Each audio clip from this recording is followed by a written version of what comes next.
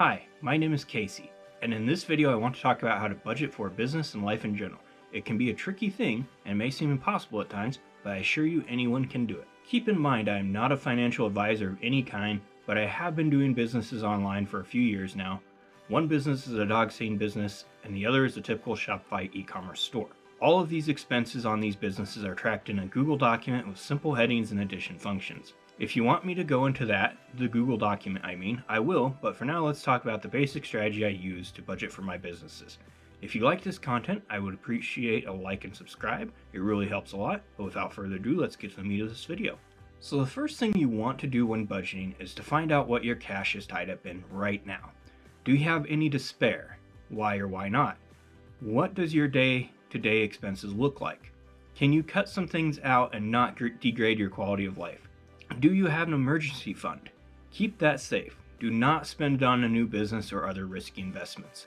Start up that Google document I was talking about and start putting some expenses in there as sort of a practice run.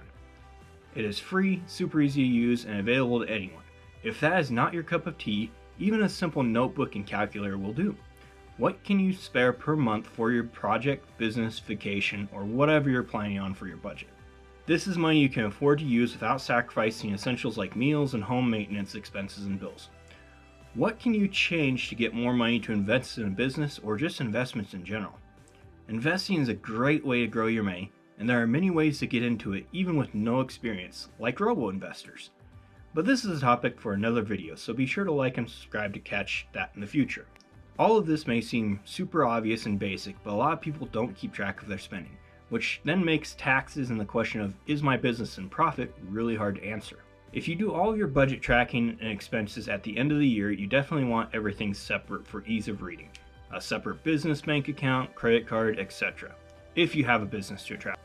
Whatever method you have, whether it's a separate account, notes, or Google Sheet strat, will come into play when it comes time for taxes and could potentially save you a lot of money.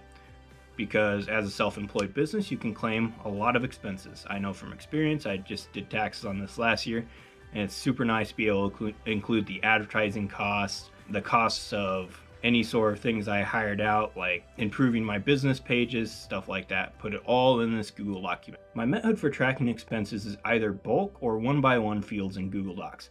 Every time I order products, that goes in the document every morning and evening.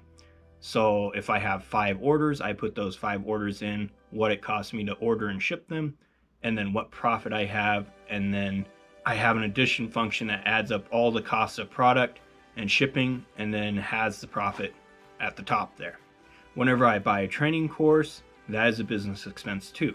Same with ad spend. You can track every expense quite easily in just a few minutes if you do it day to day, rather than waiting till the end of the year and scrambling to find all the documents and scratching your head and going, did I spend money on this or not? If you have it in a document, you know. If you have it in your notes, you just can look and go, oh yeah, I did spend money on this. Let's put it in there.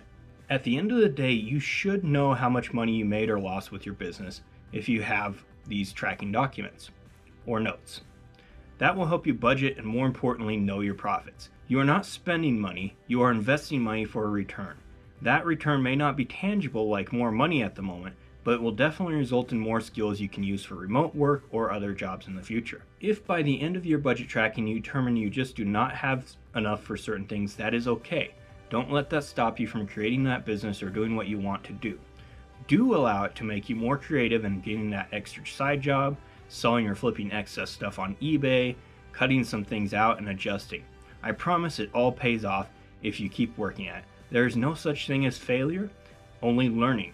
As for what budget you should shoot for a business, it can be anywhere from $500 to $1,000 a month, or even less. It could just be the Shopify subscription fee, if you're doing Shopify, of course. More can be better, but don't think throwing more money at something will equal more results, especially if you're just starting out and don't know anything.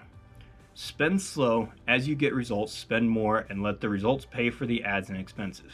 Thanks for watching. This is Casey signing off for now.